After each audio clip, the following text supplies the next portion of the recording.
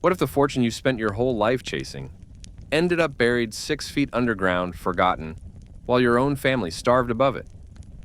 Good evening, and welcome back to Wisdom by the Fireside. In today's live story, we journey through the life of a man whose fear of losing his wealth became the very curse that defined his family's fate. It is a tale of hidden gold, a broken family, and the strange ways God writes justice into the human story. Tonight, you'll hear about a millionaire who buried his fortune, and how, decades later, the ground itself revealed a truth that would change everything. But before that revelation came, there was James. James grew up in Chicago in the 1940s, the son of a steelworker. His father, Raymond, was a quiet man who measured worth not in money but in honesty. James, however, had different ideas. Even as a boy, he was restless, dreaming of the day he could rise above the cramped apartment, the hand-me-down clothes, the dinners of beans and bread. By the time the 1980s arrived, James had built himself into something of a legend. He was one of those self-made millionaires you'd read about in newspapers. Bold, clever, always ahead of the curve. His money came from real estate deals in Dallas, where skyscrapers rose like monuments to ambition. He wore tailored suits, drove a black Cadillac, and had a reputation for closing deals so sharp they left the other man bleeding. But with every dollar James made, he became more suspicious of the world. He didn't trust banks. He didn't trust the government. He barely trusted his own family. He kept repeating to friends, "Paper burns, stocks crash, but gold never lies." So he bought it, bars of it, heavy and gleaming, delivered in discreet shipments. And one summer night in 1986, while his wife Mary slept inside their suburban home, James walked into the backyard with a shovel and began to dig. He dug until his back ached, until sweat stung his eyes. Then, one by one, he lowered the gold bars into the earth, wrapped in oilskin. By dawn, he had filled the pit and tamped the soil smooth. From the kitchen window, it looked like nothing more than grass. He never told Mary. He never told his sons, David and Michael. "The ground will keep my secret," he muttered, "and no one will ever take it from me." But secrets have a way of rotting in the dark. By the early 1990s, James was not the confident man he once was. He grew paranoid, convinced neighbors were watching him. He would walk the yard at night with a flashlight, scanning the grass as if someone might be out there with a metal detector. His sons whispered about his strange behavior, the way he snapped at questions about money. Mary begged him to ease up, to put something in the bank, to plan for their future. James would only sneer, "Banks fail, Mary. Husbands don't." But husbands do fail, and fathers do. In 1994, James collapsed suddenly in his office. Heart attack. By the time Mary arrived at the hospital, he was gone.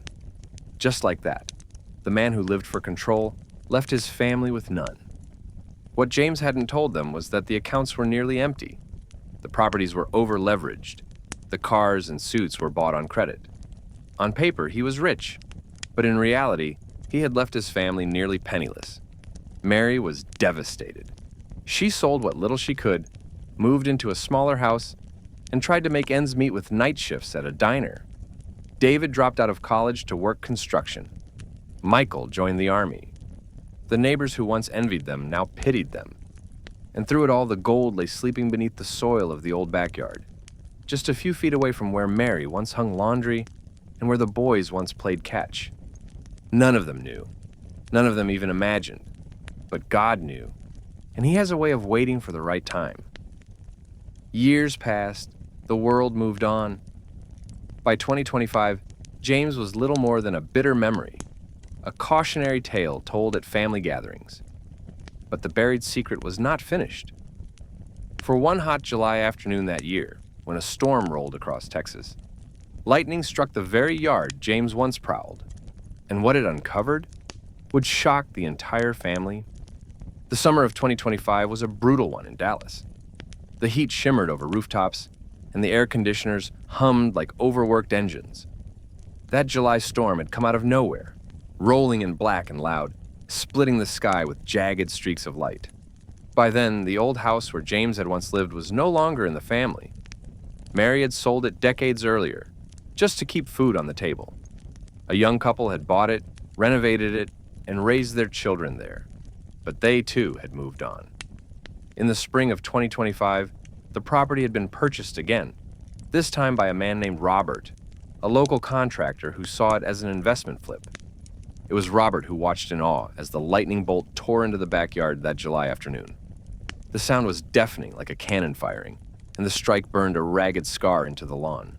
Smoke rose, the soil cracked, and when the rain cleared, Robert noticed something odd. The ground was not only scorched, but slightly sunken, as though something beneath had shifted. At first he thought little of it. Lightning left strange marks, but the next morning curiosity gnawed at him. He fetched a shovel and began to dig. It didn't take long before the metal edge struck something hard, a dull, hollow sound. He pushed aside more soil, and there it was, a rectangular container, blackened but intact. With effort, he dragged it up. The box was heavy, far heavier than he expected. When Robert pried it open, his breath caught. Inside, even under layers of grime and age, gleamed the unmistakable shine of gold bars. He froze. Could this be real? What Robert didn't know was that at that very moment, across town, Mary sat in her small apartment, staring at an overdue bill. Her hands trembled as she fished through her purse for coins to pay for her groceries. She was 72 now, her once bright hair faded to silver, her hands stiff with arthritis from decades of work. She still carried the weight of James's shadow, his sudden death, his reckless choices, the way he had left her and their children to scrape and suffer. "Why, Lord?" she whispered that morning as she looked at the bill. "Why did he take everything with him? Why did you let us struggle like this?" But sometimes God answers questions in ways we never expect. Robert, overwhelmed by his discovery, couldn't keep it to himself. That evening, he called his brother, a lawyer, to ask what he should do. "If this is real gold," he said, his voice shaking, "it must be worth millions." His brother's response was cautious. "It depends. If the original owner is alive, it might belong to him. If not, and if the heirs can prove their claim. Robert, you may be holding someone else's fortune." That night, Robert hardly slept. He kept returning to the box, touching the bars, marveling at their weight. But alongside the excitement came unease. Who would bury such a treasure? Why here? What story did this backyard hold? And it was the story that would soon draw Mary back into the orbit of the house she thought she had left behind forever. The first call came 2 days later. It was David, her eldest son, now in his 50s. "Mom," he said, his voice tight, "you're not going to believe this. Somebody dug up something at the old place. The news is saying it might be gold. Buried gold." "Do you think—" Mary cut him off. "Don't be ridiculous. If your father had anything like that, don't you think he would have left it for us?" But even as she said it, her heart beat faster. She remembered James's mutterings, the way he'd pace the yard at night, flashlights sweeping the grass. She remembered him once snapping when she suggested planting roses. "Don't dig back there," he had barked. "That ground stays the way it is." At the time, she thought it was just his paranoia. But now the thought clawed at her. Could it be true? Had James really buried something? And if so, why had God kept it hidden for all these years, only to reveal it now? That weekend, Mary and David drove out to see the property. They parked at the curb, staring at the house that had once been their home. The paint was different, the shutters new, but the porch steps creaked just the same. Memories came rushing back.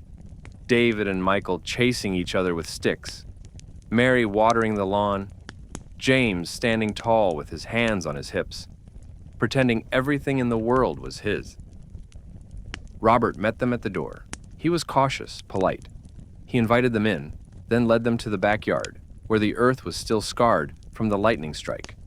The container sat on the porch, locked now, but they could all see the glimmer inside. Mary's breath caught.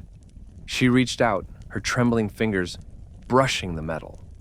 For a moment, the years seemed to collapse. All the suffering, all the poverty, all the nights of prayer. Her husband's secret was finally in front of her eyes, but with it came questions darker than the soil it had been buried in. Why had he hidden it from them? Why had God waited until now to reveal it? And what would they do with it now? Because what Mary didn't know, what none of them knew, was that the treasure came with more than gold. It came with a truth that would tear open wounds they thought had long healed. And once that truth was spoken, nothing in the family would ever be the same. The box of gold sat between them like an uninvited ghost. Robert had covered it with a tarp for safekeeping, but its weight pressed against the air, demanding attention. Mary stood silently, her frail frame trembling, while David stared at the box with wide, restless eyes. The gold shimmered faintly through the gap in the lid, almost taunting them. Finally, Robert broke the silence. "I don't want trouble. I didn't ask for this, but when I found it, I thought, someone deserves to know. Maybe it's yours, maybe not, but it doesn't feel right to keep it secret." Mary's lips parted, but no words came. For decades, she had believed she was left with nothing. Nothing but bills, debts, and bitter memories. And now, here it was. Proof that James had hidden not only his wealth, but his trust. David's jaw tightened. "That's it, isn't it? He buried this while we were eating beans for dinner, while I was working 2 jobs after he died, while Mom cried at night, wondering how to pay rent. He let us suffer while he hoarded this." The anger in his voice cracked, and suddenly, David turned away, pacing the yard. Mary lowered herself onto the porch step, tears filling her eyes. She whispered almost to herself, "Why, James? Why would you do this to us?" But Robert wasn't finished. He cleared his throat and said carefully, "There's something else you should see." He disappeared into the house and returned with a small, weathered envelope. He had found it inside the container, sealed in wax. The paper was brittle, the ink smudged, but it was unmistakably James's handwriting. Mary's hands shook as she reached for it. The wax cracked under her fingers. She unfolded the letter slowly, as though it might crumble to dust in her hands. And then she began to read, "If you're holding this, then I'm gone. I don't know who will find it. My wife, my sons, or maybe a stranger. But whoever you are, know this. The gold is mine, and I buried it because I trust no one. Not banks, not neighbors, not even my own family. People change when money is involved. Greed poisons love. I would rather it rot in the ground than be squandered by those who never earned it. If my family suffers after I'm gone, so be it. Better suffering than seeing my life's work wasted. Do not judge me. This was my way of keeping control. James." Mary's hands fell to her lap. The words sliced through her heart like glass. David leaned over her shoulder, reading quickly, his face turning red with rage. Not even his own family? We weren't worth trusting? He'd rather bury it in the dirt than let us live a decent life? Mom, we begged him to help us, and he...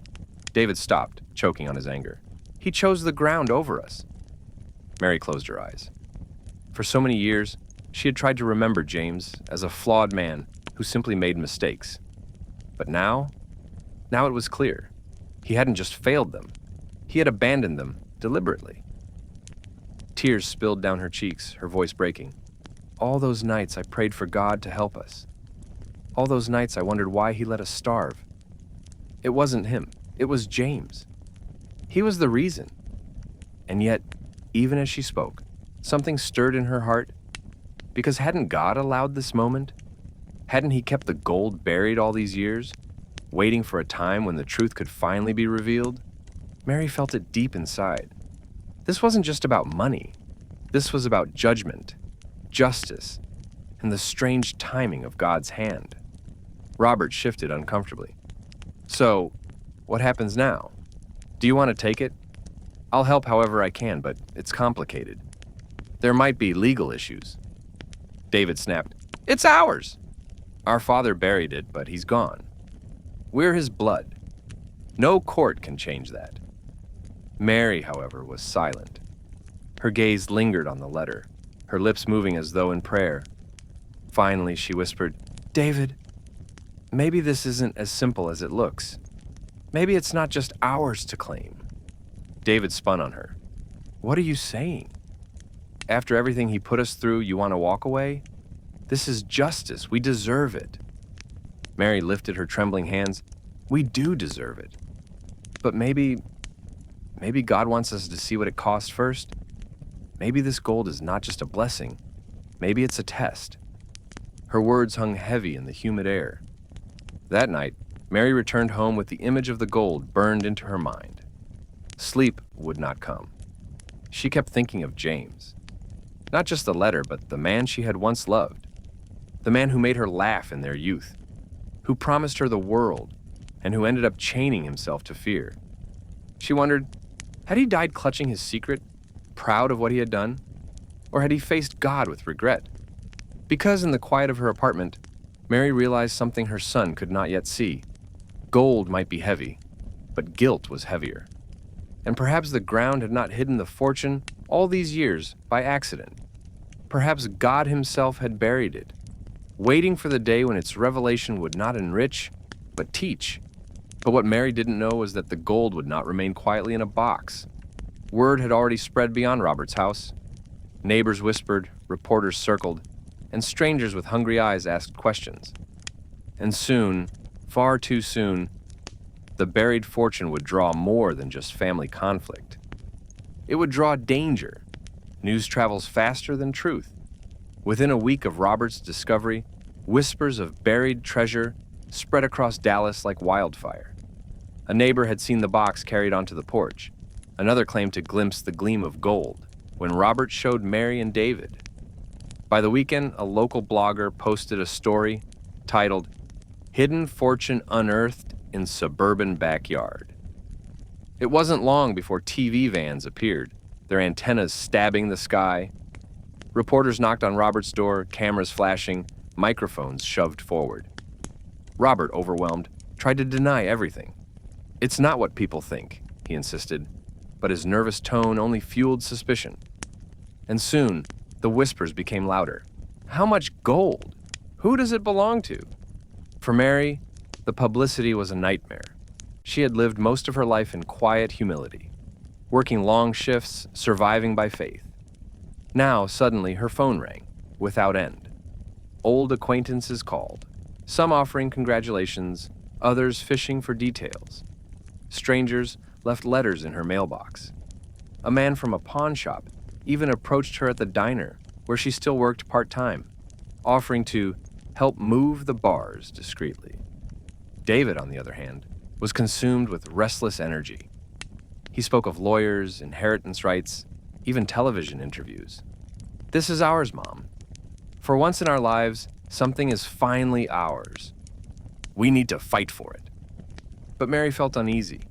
She had prayed for help, yes, but not like this. She couldn't shake the thought that what had been revealed was not a gift, but a test. Then, one evening, a knock came at her door. It was her younger son, Michael. Now in his late 40s, his army years etched into his posture and his eyes. Michael carried an air of calm discipline. He hugged his mother tightly before sitting down at the kitchen table. "I heard," he said quietly. "David called me. He's excited. Too excited." Mary sighed, her hands folded. "He sees only the gold. But all I see is your father's shadow." Michael studied her face. "Do you want to claim it?" "I don't know," she whispered. "After everything, do we even have the right?" Michael leaned back, his gaze steady. It was Dad's.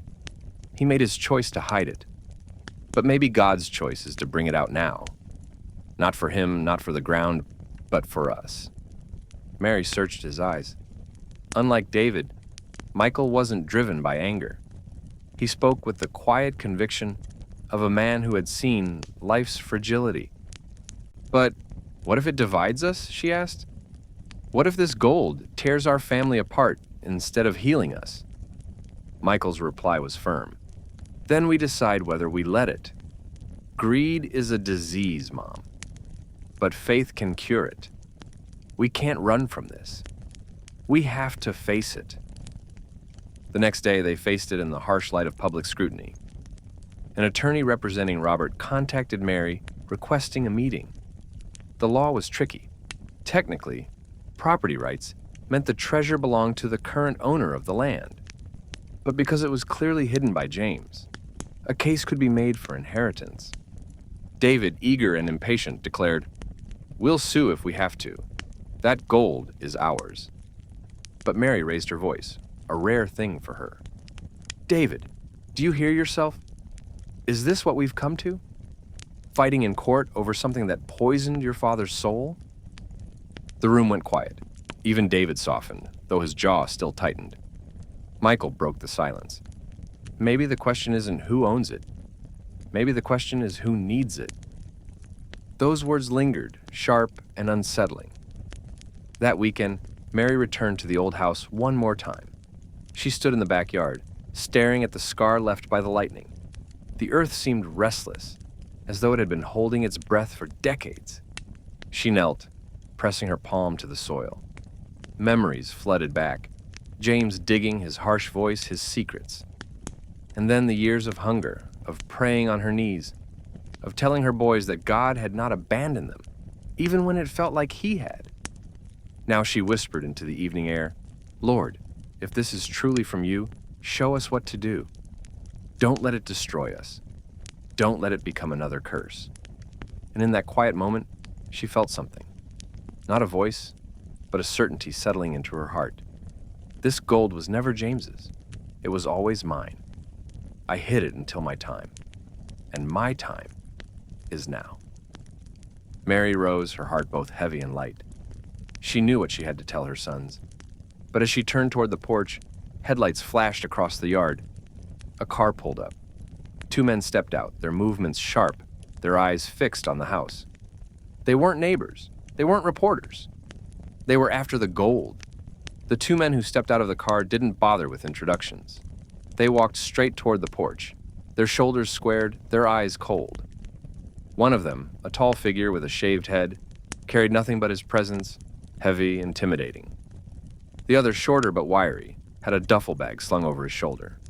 Mary froze.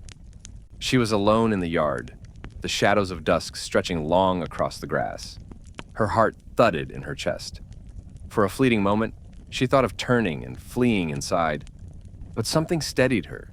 She stood her ground. "Evening," the taller man said, his voice flat. "We heard there's something here that doesn't belong to you." Mary's throat tightened. "This is private property," she managed. The shorter one smirked. "Lady, private don't mean much when gold's involved." He nudged his duffel bag with his foot. "We've got tools. We can dig faster than anyone." Mary's knees trembled, but she lifted her chin. "That gold isn't yours." The tall man's lip curled. "And it ain't yours either, unless you've got the strength to keep it." For a moment, the three of them stood locked in a tense silence. Then, headlights swept the yard again, another car pulling in. Mary's breath caught in relief when she recognized the figure climbing out. It was Michael. He approached calmly, but his eyes narrowed at the sight of the strangers. "Mom," he said softly, stepping between her and the men. "Go inside." Mary hesitated. "Michael." "Please," he urged, his voice steady but firm.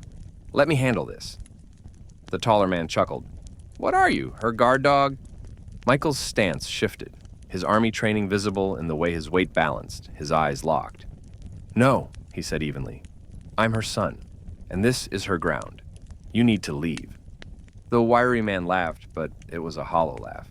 "You think we're scared of you?" Michael didn't flinch. He stepped closer, his voice low but sharp. "You should be." Something in his tone, controlled, dangerous, the sound of a man who had seen war, made the intruders hesitate. For a moment, the yard was silent except for the hum of cicadas. Then, the tall man muttered, "This ain't worth it." "Not now." He shot Mary one last cold glare. "But this ain't over." They turned, climbed into their car, and drove off, tires spitting gravel. Mary sagged, her legs trembling, but Michael caught her arm gently. "It's all right, Mom. They're gone." Tears welled in her eyes. "They'll be back. You saw the way they looked at us?" Michael nodded grimly. "Yes, which means we don't have much time. We need to decide what to do before others come sniffing around." Mary pressed a hand to her chest, still feeling her heart hammer. "It's happening all over again. James buried this to keep it from the world, and now the world is clawing at us to take it. Michael's voice softened. Mom, maybe that's the lesson. Maybe we can't hold on to it the way he did. Maybe this gold isn't meant to be buried or fought over. Maybe it's meant to be given. Mary looked at him sharply. Given? To who? To the people who need it, Michael said simply. To the poor. To charities. To rebuild what greed has broken. Isn't that what Dad should have done in the first place? Isn't that what God might be asking us to do now? The words struck her like lightning. Give it away?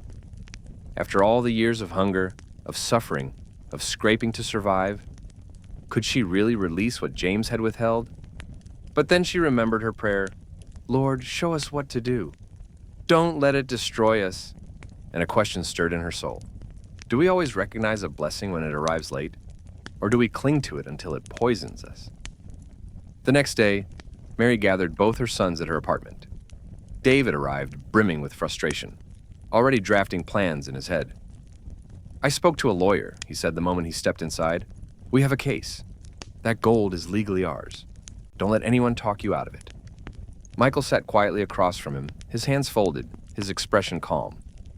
Mary watched them both, her sons, her blood, her life. One burning with anger, the other with restraint. And she knew she had to speak before the gold turned brother against brother. I've prayed, she said, her voice trembling but resolute. And I believe this gold is not meant to make us rich. It's meant to test us. If we take it for ourselves, it will destroy us like it destroyed your father. But if we use it to help others, then maybe, just maybe, we can break this curse. David's eyes widened. Mom, no. We've suffered enough. Don't tell me we should give it away after all these years. Michael's gaze stayed steady. It's the right thing, David. You know it.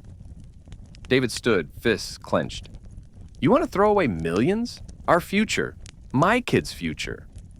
Mary rose too, her frail figure trembling but unyielding. No, David. I want to throw away chains. Your father's chains. The ones that bound him to greed until the day he died. I won't let them bind us too. The room fell into heavy silence. David turned away, his chest rising and falling rapidly. Michael looked at his mother with quiet pride. And for the first time since the box was unearthed, Mary felt something stir in her heart that had been missing for decades. Not fear, not bitterness, but freedom. Yet freedom comes with a cost. Because outside their little circle, the world was still circling. Reporters, opportunists, and shadows, like the men who had come to the house. And the choice Mary and her sons made would soon draw even more attention and force them to decide. Would they stand by faith or fall to fear? By the time autumn rolled into Dallas, the gold had become more than a secret. It was a storm. Reporters still parked on the street near Robert's house, waiting for any scrap of information. The story had made its way from local blogs to national headlines. Buried treasure found in suburb. Family feud brewing. Talk shows speculated about the fortune, some painting James as a visionary survivalist, others condemning him as a selfish miser. For Mary, every headline felt like another wound. She avoided the grocery store, kept her blinds closed, and prayed more often than she ate. She had never wanted to be part of a spectacle. She only wanted peace, but peace was not what the world gave her. One afternoon, she and her sons sat in a lawyer's office downtown. The attorney, a sharp woman named Claire, flipped through documents with clinical precision. Here's the situation, Claire said, adjusting her glasses. Legally, the gold was buried on private property. By default, it belongs to the current landowner, Robert. However, she tapped her pen on the desk. Because James intentionally concealed it, and because you are his heirs, you could argue it was not abandoned, but hidden. That gives you standing. A case could go either way. David leaned forward eagerly. So we fight. We sue. We'll win. Michael frowned. And if we don't? Claire shrugged. Then Robert keeps it. But even if you win, the IRS will want its share. You'll lose a large portion to taxes and legal fees. Not to mention the publicity will grow worse. Everyone will know exactly how much you received. You'll have a target on your backs." Mary closed her eyes. She could already feel the weight of that target. The stares, the whispers. Gold might glitter, but it drew predators. David clenched his fists. "We can't just walk away. That's our father's fortune. Ours by right." Mary opened her eyes slowly, fixing her son with a weary but steady gaze. "Your father's fortune didn't save us when we needed it most. What makes you think it will save us now?" David's jaw tightened, his face flushed. He looked away, unwilling to answer. Michael placed a hand on the table. "We need to ask, what's the cost of winning? Because I saw in the army what men do for gold. It rots them from the inside. Do we really want that on us? On our children?" Claire raised an eyebrow. "It's not my place to advise on morals. I only deal in law. But I will tell you this. I've seen families torn apart by far less than what sits in that box." The words stung like truth. That evening, Mary returned to her apartment exhausted. She sank into her armchair, the weight of decisions pressing down like lead. She pulled her Bible from the side table, flipping through its worn pages. Her late mother had written verses in the margins, underlining promises of God's provision. Mary's eyes fell on a verse she hadn't read in years. "For where your treasure is, there your heart will be also." Her hands trembled as she closed the book. Was that the answer? Was God reminding her that no matter what they did with the gold, it would claim their hearts unless they surrendered it first to Him? Tears streamed down her face as she whispered aloud, "Lord, I don't want our hearts buried with that gold. Show us the way." The next day, Mary called both her sons to meet at her apartment again. When they arrived, she didn't waste words. "I've decided," she said firmly. David frowned. "Mom, this isn't just your decision. This affects all of us." "Yes," she replied softly, "but I am your mother, and I carried you through years of hunger while that gold sat in the ground. I've earned the right to speak." David's shoulders stiffened, but he stayed quiet. Mary looked between them, her voice steady despite her trembling hands. "We will not fight for this gold in court. We will not let it turn us into enemies. If Robert wants to keep it, so be it. If he wishes to share, then let it go where it will do good. But as for us," she pressed her hand to her heart, "our treasure will not be in the ground. It will be in God's hands." David shot to his feet, furious. "So that's it? We just give it away? We walk away with nothing? After everything we endured?" Michael stood too, but his tone was calm. "Not nothing, David. We walk away with peace, and peace is worth more than gold." David's chest heaved. His eyes darted between his brother and mother. Finally, with a bitter laugh, he muttered, "You're both fools." He stormed out, slamming the door behind him. Mary sat back down slowly, tears brimming in her eyes. "I've lost him, Michael, just like I lost your father." Michael knelt beside her chair, taking her hands. "No, Mom, you haven't lost him. He's angry, but he's not gone. Sometimes God lets people wrestle with their demons before they find their way back." Mary nodded faintly, clinging to her son's words. But deep down, she knew the storm was not over. Because while they debated giving up the gold, others were plotting to take it. And soon the danger would not come only in whispers or threats. It would come in the dead of night. The night was thick with silence when it happened. Robert, the contractor who had unearthed the gold, lived alone in the old house now. Since the discovery, he had barely slept. Every creak of the floorboards, every rattle of the wind made him tense. He had moved the container from the porch into a locked room, but still he felt as though eyes were watching him through the dark. That night, near midnight, he woke to the sound of shattering glass. Heart pounding, he grabbed a flashlight and crept toward the back of the house. The beam cut across the kitchen floor, where shards glittered from the broken window. Then came the unmistakable sound of footsteps, heavy, determined. "Who's there?" Robert shouted, his voice shaking. A figure appeared in the hallway, masked, gloved, holding a crowbar. Robert froze, his breath catching. The man's voice was low, rough. "You know why I'm here?" Where is it? Across town, Mary stirred in her sleep. For weeks now, her dreams had been restless, haunted by images of James digging in the earth, his face half lit by moonlight. But that night, she dreamed differently. She saw a storm, lightning splitting the sky, and then she heard a voice, deep and unyielding. What you bury in fear, I will unearth in truth. She woke trembling, whispering, Lord, keep us safe. Back at the house, Robert stumbled backward, clutching a kitchen chair like a shield. Get out! I already called the police! But the intruder didn't flinch. Another man climbed through the broken window, the same wiry figure Mary had seen days before. The two men moved forward in tandem, their intent unmistakable. Robert's mind raced. He was no soldier. He was no fighter. He thought of the box upstairs, the weight of it, the greed it carried. And for the first time since he'd found it, he wished desperately that he had never touched it. Please, Robert said, his voice cracking. It doesn't have to be this way. The wiry man sneered. Save the sermon. Show us the gold. By sheer providence, headlights cut across the street at that moment. A car pulled into the driveway. Doors slammed. Voices called out. It was Michael and David. Robert shouted with relief. Up here! The intruders cursed, retreating a step. Michael burst through the front door first, his army instincts kicking in the moment he spotted the masked men. His voice boomed, commanding, Drop it!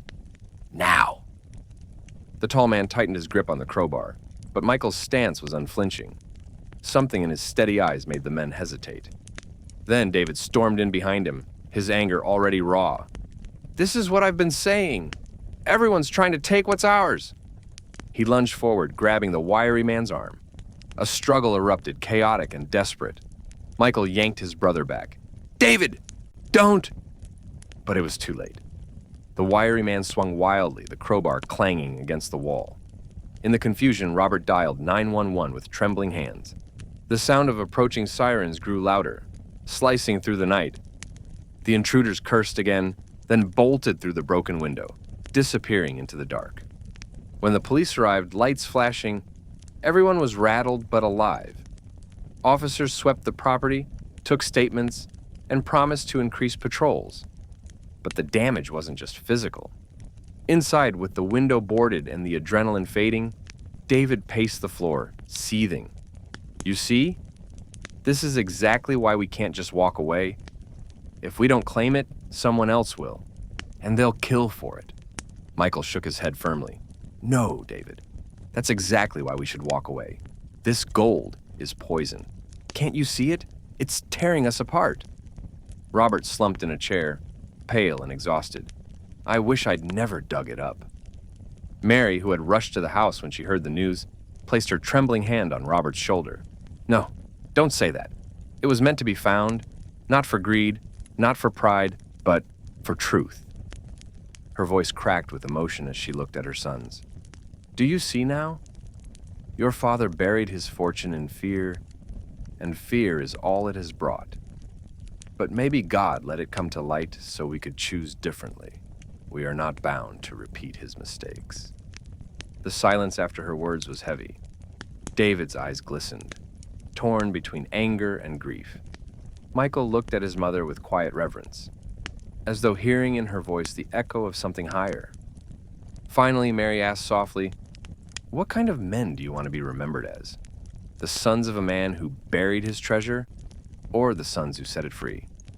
The question hung like a challenge, piercing deeper than any crowbar could.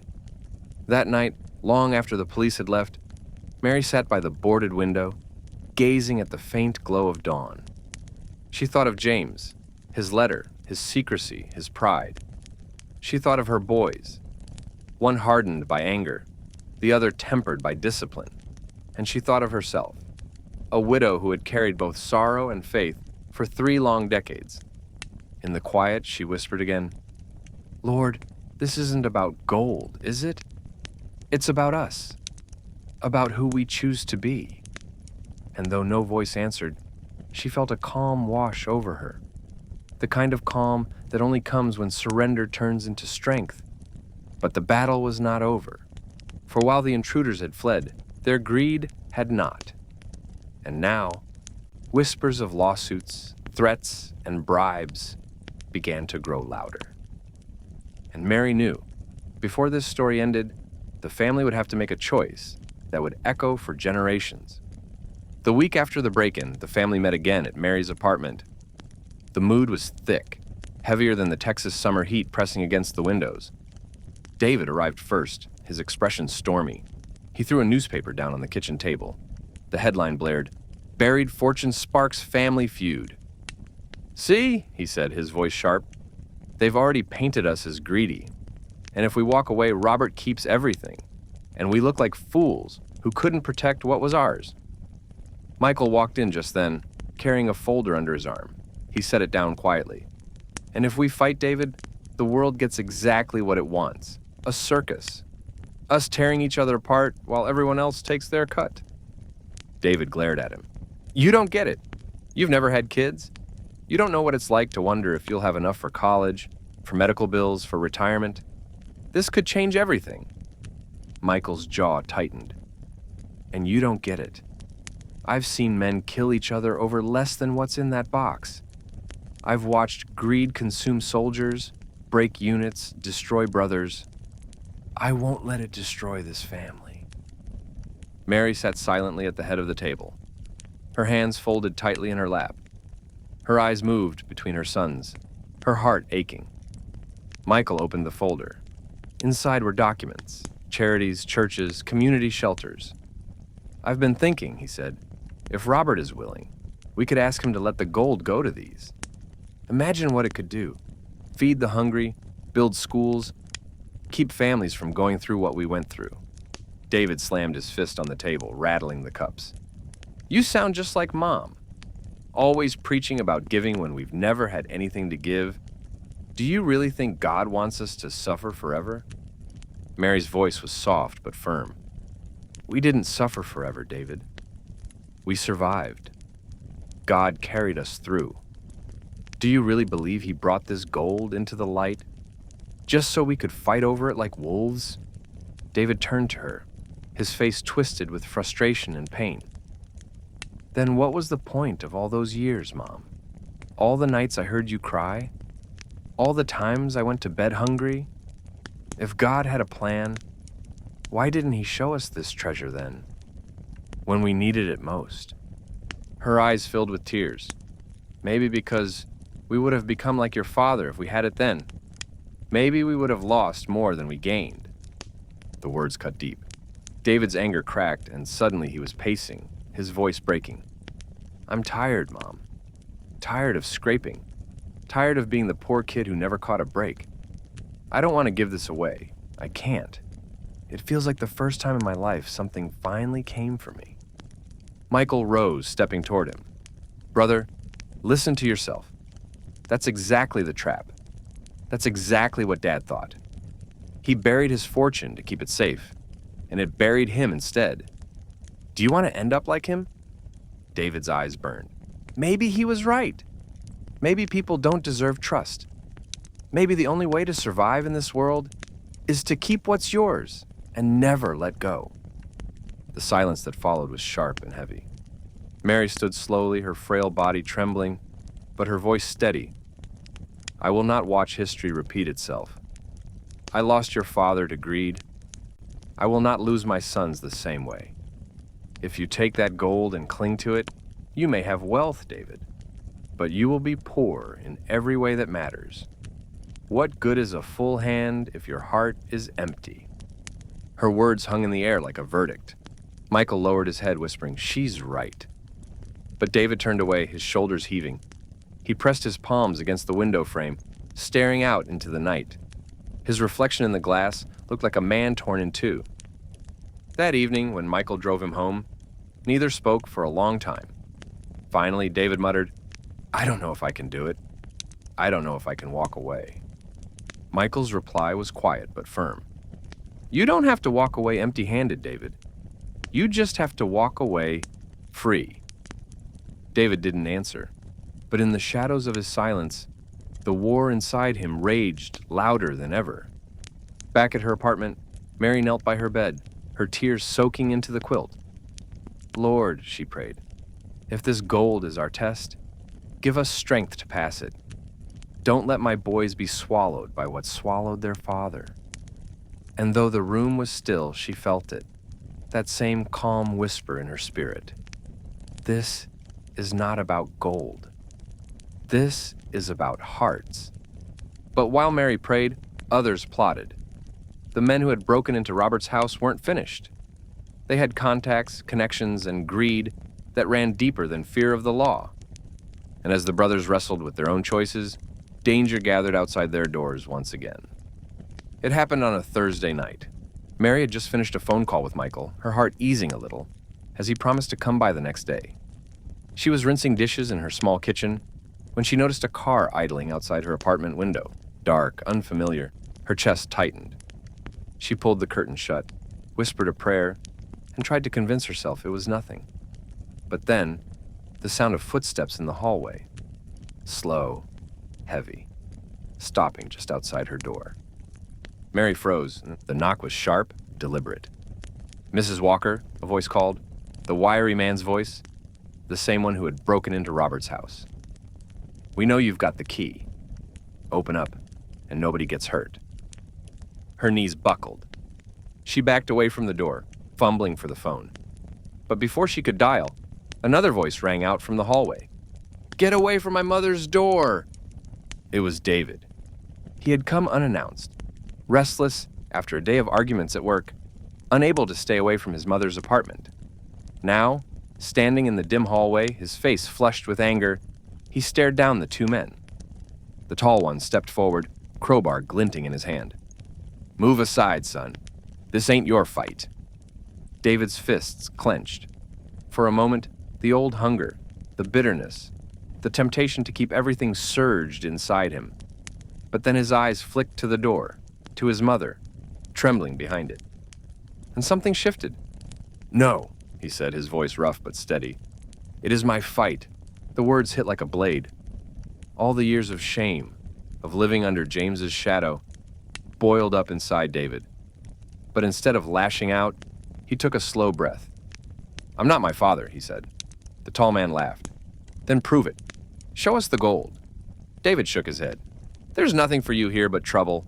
Walk away while you still can." What happened next was fast and violent. The wiry man lunged, shoving David against the wall. The crowbar swung upward, but David caught the man's wrist just in time, the metal grazing his shoulder. Pain flared, but adrenaline surged. Mary, inside, pressed her hands over her mouth, tears spilling as she listened to the struggle. David fought desperately, grappling with the wiry man. The tall one moved in, but suddenly, another voice roared down the hallway. "Police! Drop it!" Officers stormed up the stairwell, weapons drawn. The men froze, curses spilling from their mouths. The crowbar clattered to the floor.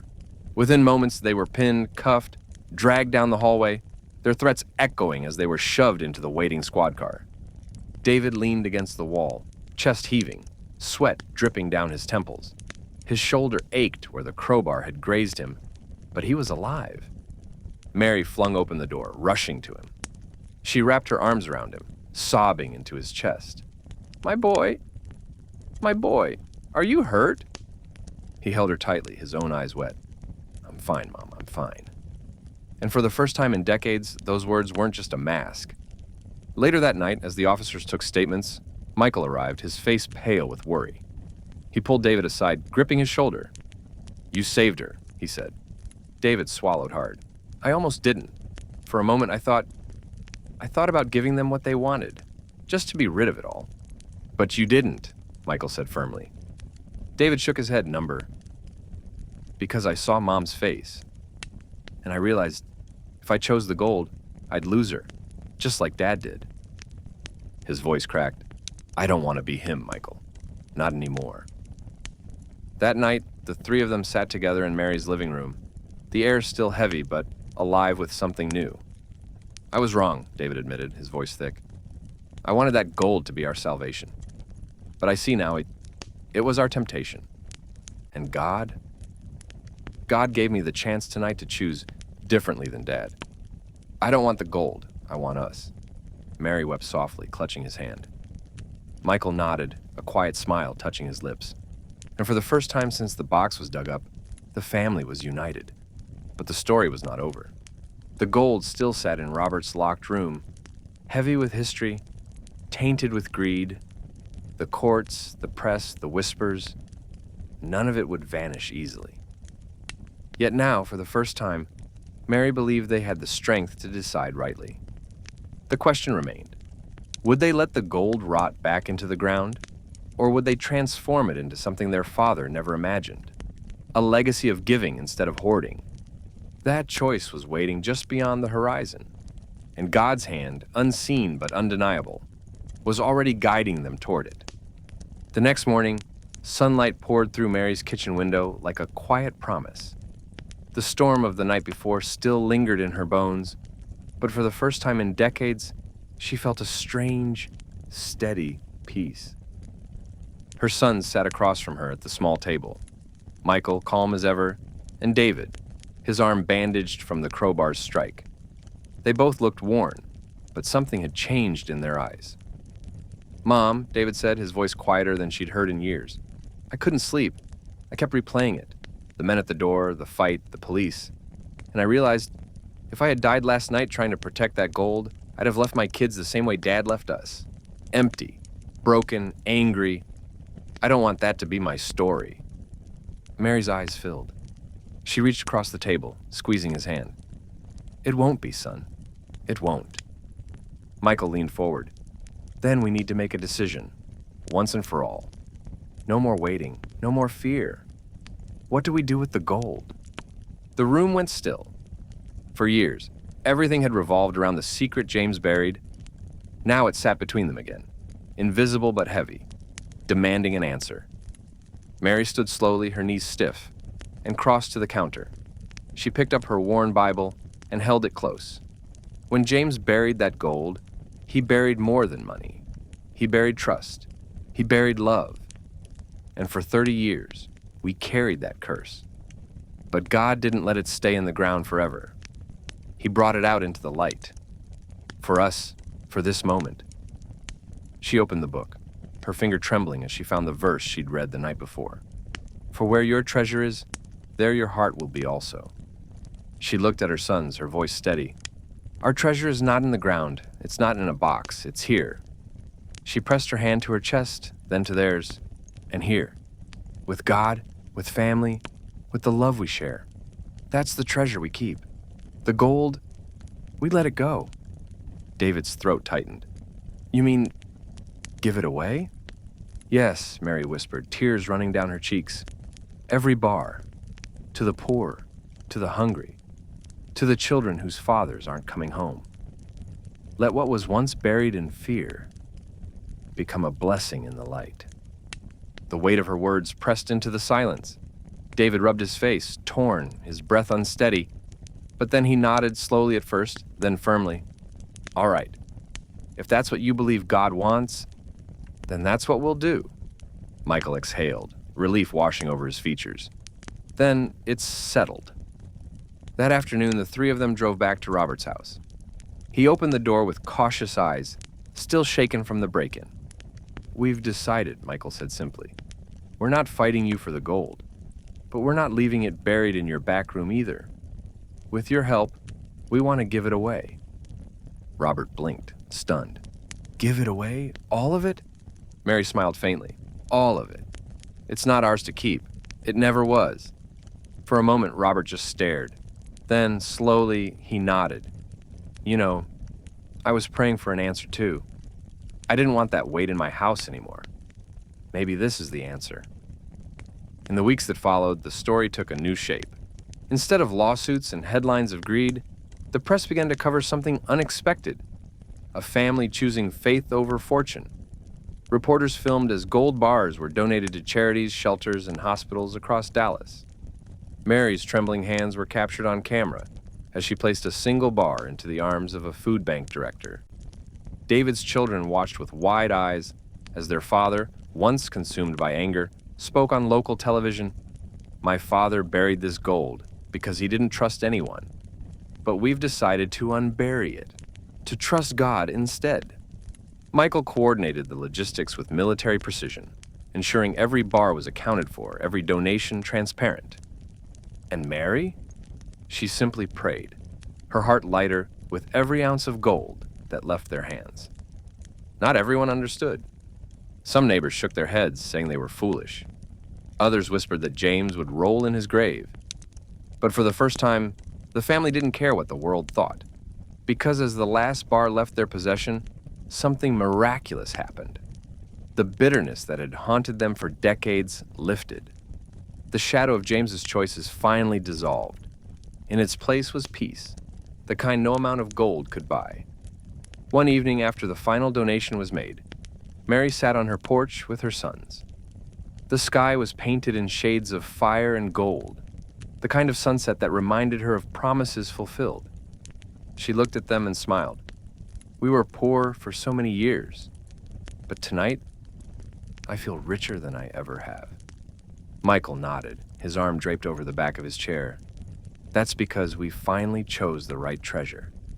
David, quiet for a long moment, whispered, Dad buried his fortune to keep it safe, but God buried it so he could give it back to the world. I see that now. Mary reached for their hands, her eyes glistening. Yes, and maybe that's the lesson we were meant to learn all along. You can bury gold, but you can't bury truth. God will always unearth it in his time. And with that, the story of James's hidden fortune came to a close. Not as a curse, but as a blessing. Not as greed, but as grace. Not as buried wealth, but as unearthed faith. The donations rippled outward, like stones dropped in water. Food banks that had struggled to fill their shelves suddenly had resources to feed hundreds. A small children's hospital announced plans for a new wing. Homeless shelters spoke of keeping their doors open through the winter, and in every press release, in every headline, the same words appeared: a family chooses faith over fortune. For Mary, it felt surreal. She had once prayed just for enough to buy milk or bread. Now she was watching pallets of food leave warehouses with her family's name attached. She didn't feel proud, she felt humbled, as though God had entrusted her with something far bigger than herself. One evening she sat in church, listening to the choir sing. The stained glass windows glowed with the last rays of sunlight. She closed her eyes, tears slipping down her cheeks. Lord, she whispered, you took what was buried in fear and turned it into hope for so many. Thank you for letting me live long enough to see it. David struggled more than his mother or brother. At first, it hurt to watch the gold vanish into causes that weren't his. But then one night, his daughter climbed onto his lap with a school flyer. Daddy, she said, pointing at the paper, our cafeteria is getting new ovens. They said it was from the donations your family made. That means kids won't go hungry anymore. Her smile, so wide and proud, pierced him deeper than any bar of gold ever could. And in that moment, David felt something he hadn't felt in years. Joy without bitterness. He kissed his daughter's forehead, whispering, that's worth more than all the treasure in the world. Michael, for his part, took satisfaction in the quiet details. He kept meticulous records, ensuring that not a single bar was lost or misused. He attended meetings with charities, asked hard questions, and made sure transparency ruled every transaction. But beneath his discipline, he carried gratitude. He had seen enough of war to know how greed could ruin men. This time, he had watched his own family step back from the edge. When a reporter asked him how he felt about giving away a fortune, he answered simply, it wasn't ours to keep. It was God's from the beginning. We just delivered it. As weeks turned to months, the frenzy died down. Reporters packed up. The headlines faded, the world moved on. But inside Mary's family, something permanent had shifted. David and Michael, once so different in their approaches, began to speak with respect instead of rivalry. They met more often, sometimes just to sit on Mary's porch and talk. Mary herself, though aging and frail, carried a glow of peace her neighbors hadn't seen in decades. And though James's shadow still lingered in memory, it no longer held power over them. The curse was broken. One night, as the three of them sat outside beneath a blanket of stars, Mary spoke softly. Do you remember what your father wrote in his letter? That he trusted no one, not even his own family? They nodded, the memory bitter but vivid. Mary's gaze drifted upward, her voice trembling. That was the tragedy of his life. Not the gold he buried, but the love he buried with it. Trust is the real treasure, boys. And tonight I thank God we've dug it back up. Her words hung in the night air, carried gently by the summer breeze. Michael reached for her hand. David, after a long pause, placed his hand over hers too. And for the first time in decades, the family sat not as survivors of a curse, but as keepers of a legacy redeemed. The next Sunday, their pastor invited Mary to speak briefly during service. She was hesitant, her voice fragile with age, but she stepped up to the pulpit anyway. She told the congregation, "My husband buried gold in the ground, thinking it would protect him, but it only left his family in pain.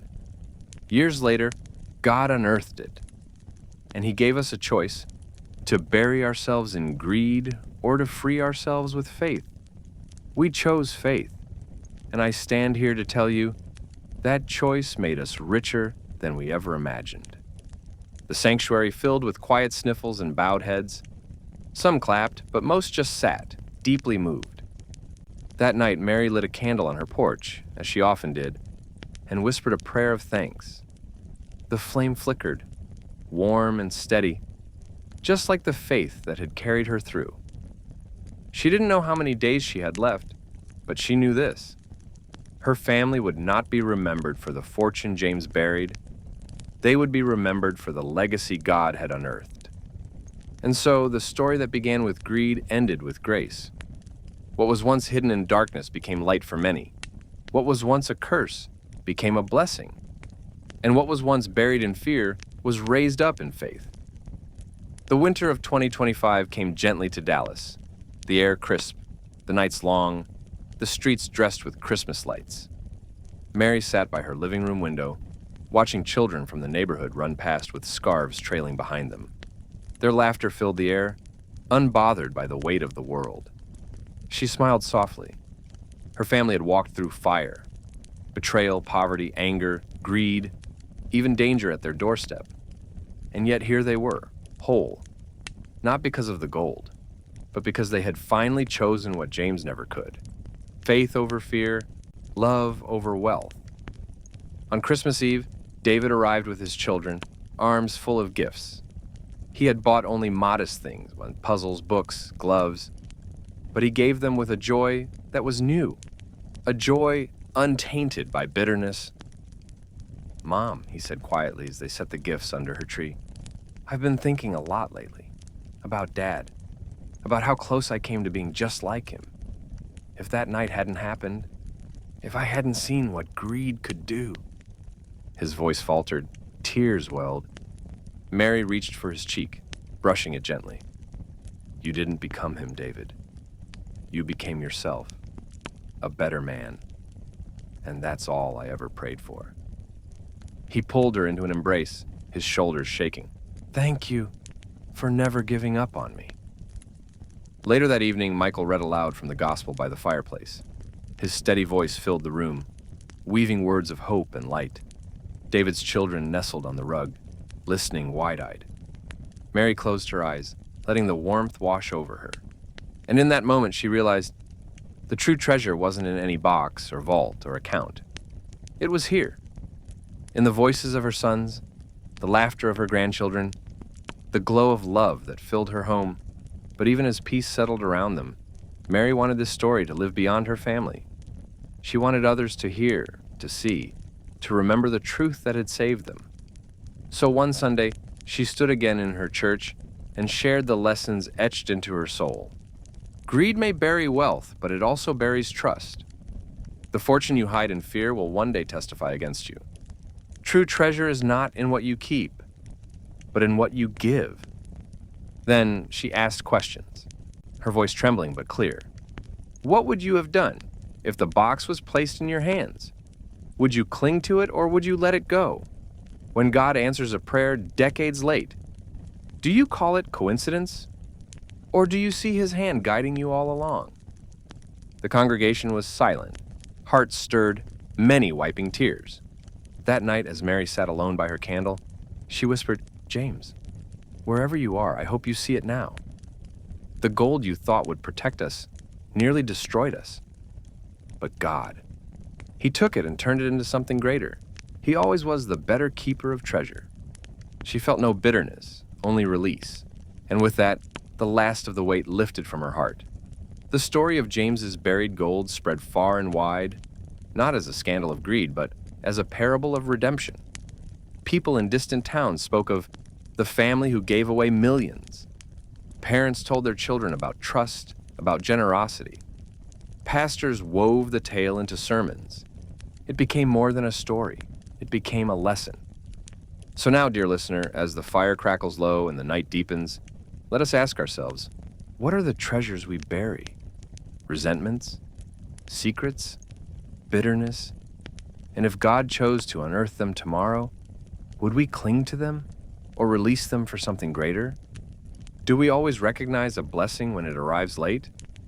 Or do we dismiss it because it doesn't look the way we expected? And when greed whispers that wealth will protect us, do we remember that true safety comes only from faith? The gold may be gone, but the lesson remains that the richest families are not those with the heaviest vaults, but those whose hearts are light with love, trust, and faith. That sometimes what's buried in darkness must be brought into the light, not to curse us, but to set us free. Thank you for joining us by the fireside tonight. This story was not about buried fortune, but about unearthed faith. May its lesson linger with you long after the embers fade. If the story touched your heart, share it to the ones you love. And if you would like to listen to more like it, you know where to find us.